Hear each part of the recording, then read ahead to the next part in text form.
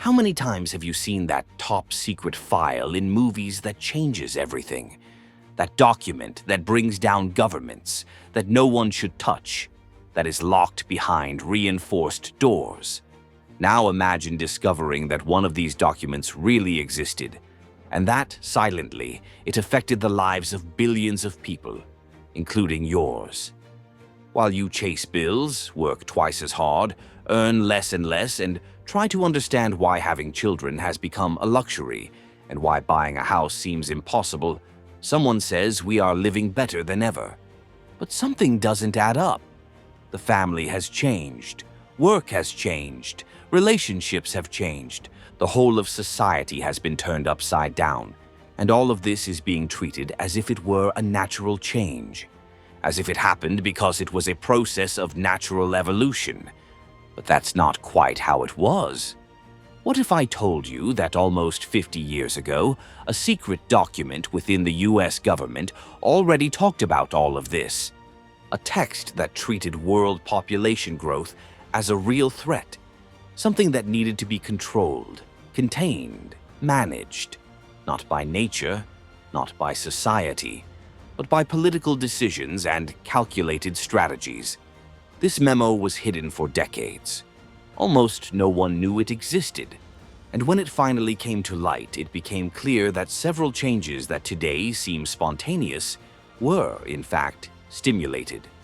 The way we think about family, the role of women, campaigns on family planning, policies that encourage one type of life and discourage another, even the way we understand success, work, and the future.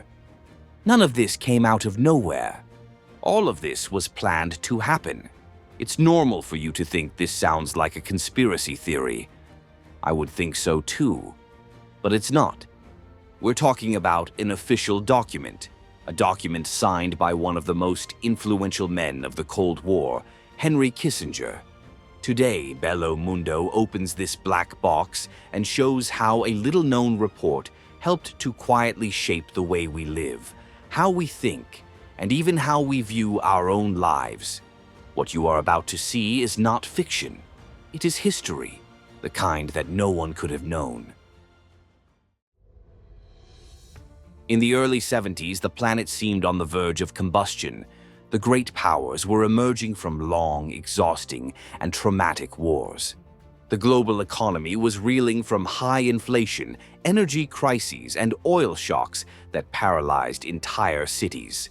The dispute between the United States and the Soviet Union infiltrated every continent possible, igniting conflicts, overthrowing governments, and financing behind-the-scenes interests. And it was precisely in this tense scenario that a seemingly simple issue began to concern those who ruled the world. The global population was growing too fast. For most people, this was just a sign that the world was changing. For the US government, it was something much more serious. The fear was that this rapid growth would occur precisely in regions that already suffered from poverty, political instability, and a lack of basic infrastructure. More people meant more consumption of food, energy, water, oil, and minerals. It meant more pressure on resources that were not infinitely available. And if these resources began to run out, the impact would fall directly on American influence, which depended heavily on access to them. It was in this climate of silent threat that Richard Nixon called on one of the most powerful names of the Cold War, Henry Kissinger. He was not just a high-ranking politician. Kissinger held the two most strategic positions in American foreign policy at the same time: National Security Advisor and Secretary of State. This placed the man at the center of the world stage, where decisions about wars, diplomacy, the overthrow of leaders, and the opening of markets were made daily. When a document came from his hands, it was not just any report. It was a plan that had weight, scope, and real capacity to be turned into action. The mission given to Kissinger was urgent: to understand how population growth around the planet could affect the future of the United States. This led to a confidential memorandum called the National Security Study Memorandum, also known as the Kissinger Report. It was a study that analyzed the demographic growth of dozens of countries and pointed out which regions could, in a short time, become hotbeds of global instability. Among the countries considered critical were India, Bangladesh, Brazil, Mexico, Egypt, Nigeria, and other population giants. The logic of the document was that the more people living in these countries, the greater the competition for food, water, fuel, and all kinds of raw materials that drove the global economy. And if these countries collapsed socially or economically, the domino effect would affect the entire planet. But the document did not limit itself to predicting the future. It described what needed to be done to change it. Within its pages was recorded the idea that population growth in various regions of the world should slow down. Not naturally, not slowly, but actively over the next few decades. For Kissinger, the center of all transformation was the family. It was within the family that it was decided how many lives would reach the next generation. It was there that it would be possible to change the demographic course of entire countries. If the world needed to be stabilized, the change would begin within each home. While this memo circulated quietly through restricted corridors in Washington, the planet remained unaware of what was being prepared. When the report was ready, a question arose that could not appear on any paper. How to turn those recommendations into action without revealing to the world that the United States was influencing the fate of other countries. Any direct gesture would raise suspicion, and the memo depended on exactly the opposite: absolute silence. The strategy was not to act on the front line, it was to hide behind it. International institutions began to play a decisive role in this mechanism. The United Nations, the World Bank, and the World Health Organization already had a consolidated presence in the countries considered critical by the memo. They were seen as neutral, they were respected, and they had the freedom to act in sensitive areas without raising political alarm. From that point on, countless initiatives began to emerge under the label of technical proposals. Family planning campaigns began to appear in different regions of the planet. At first glance, everything seemed like a natural part of the advancement of medicine, education, or social welfare. What the public did not know was that, among the recommendations, there was a topic that was treated with extreme caution: abortion. The document stated that countries with very rapid population growth could reduce their birth rates by expanding medical services that included the termination of pregnancy. But this would never be presented as a tool for population control. It was described as reproductive health, basic care, support for women.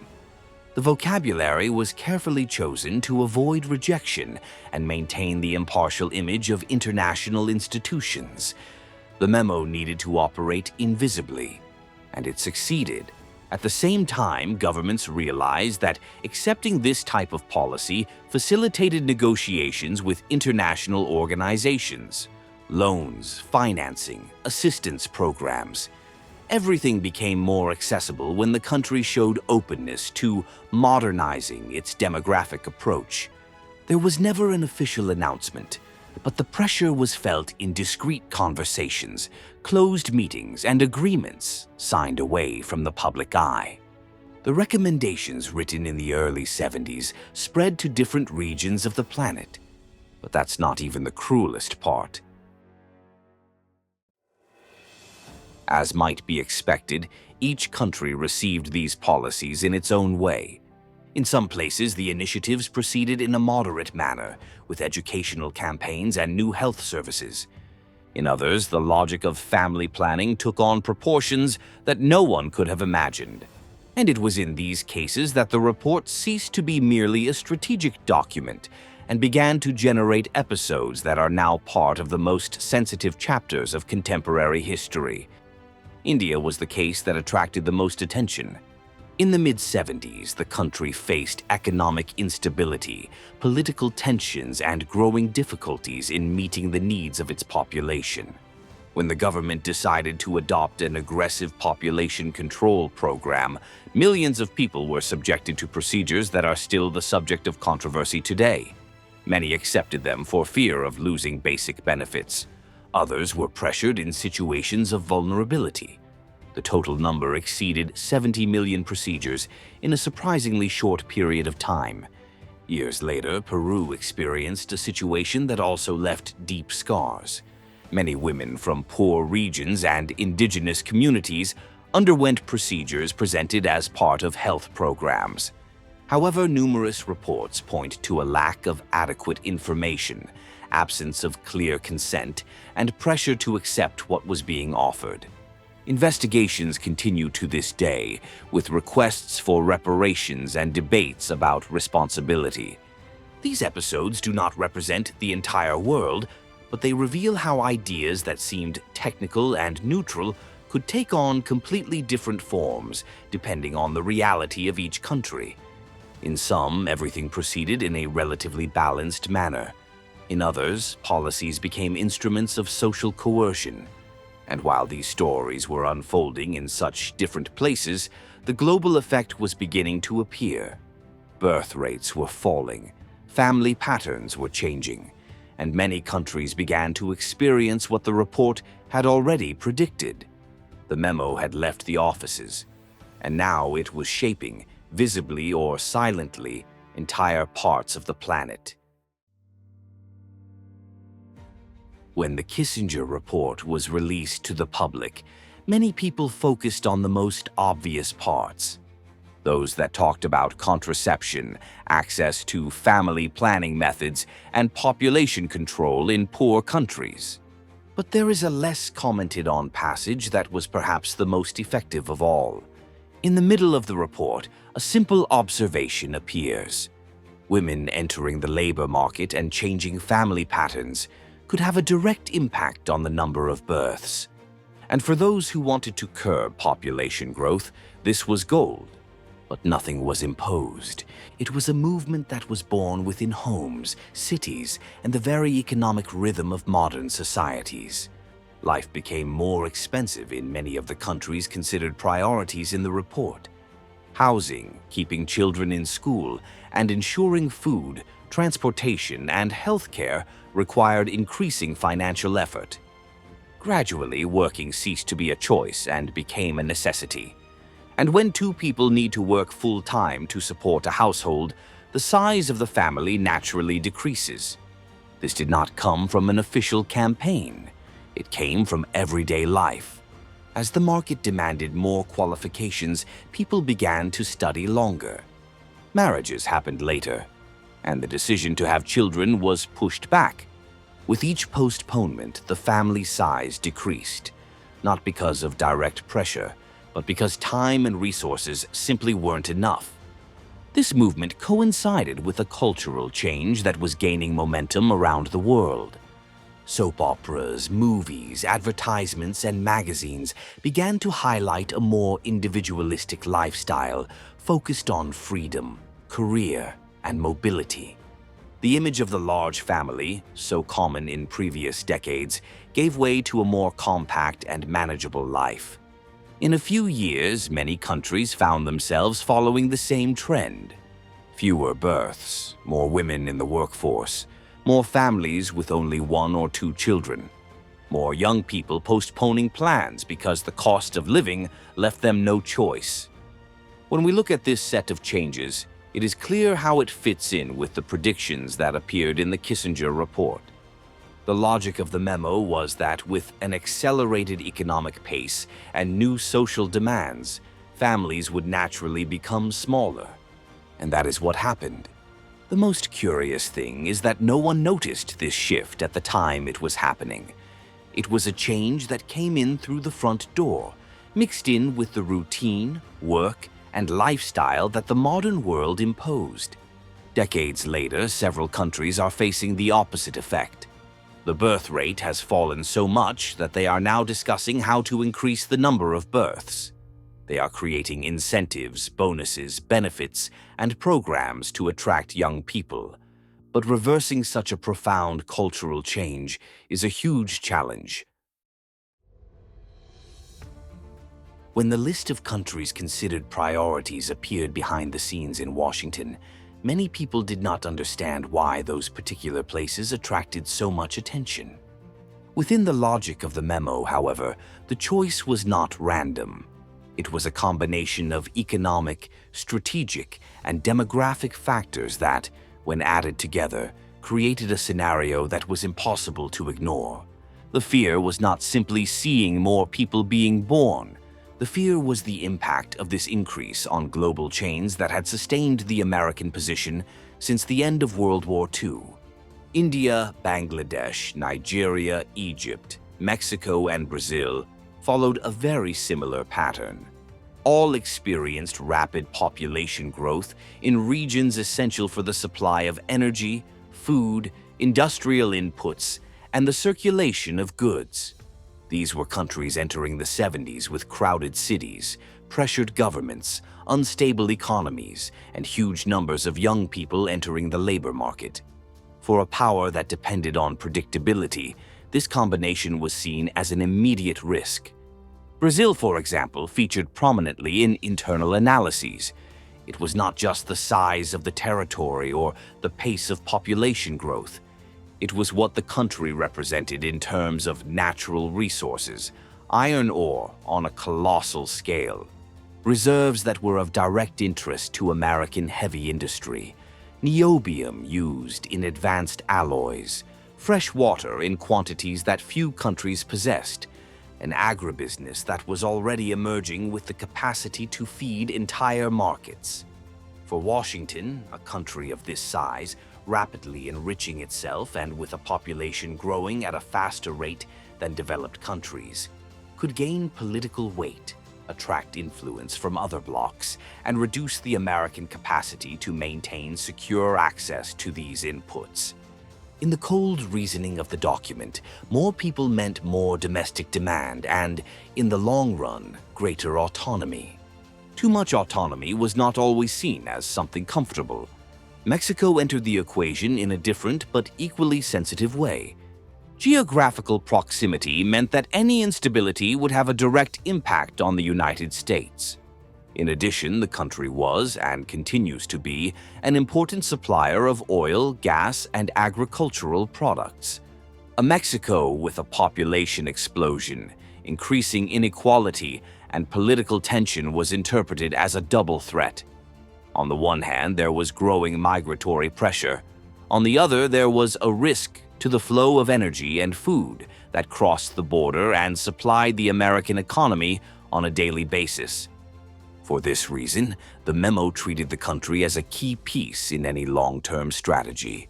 The truth is that the problem was not population growth itself.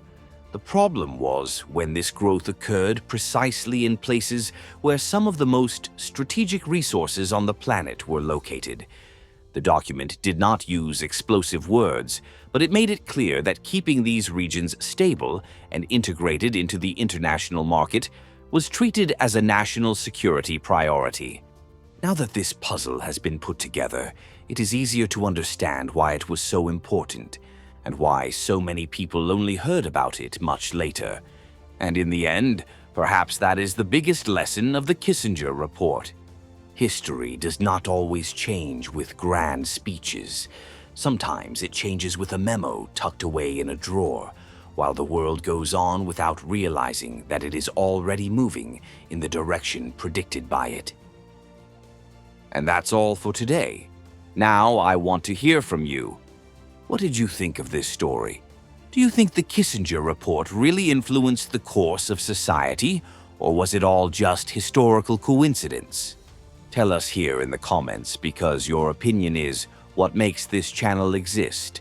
And if you like to dive into topics that no one explains properly, but that have changed our lives deep down, take the opportunity to subscribe to the channel.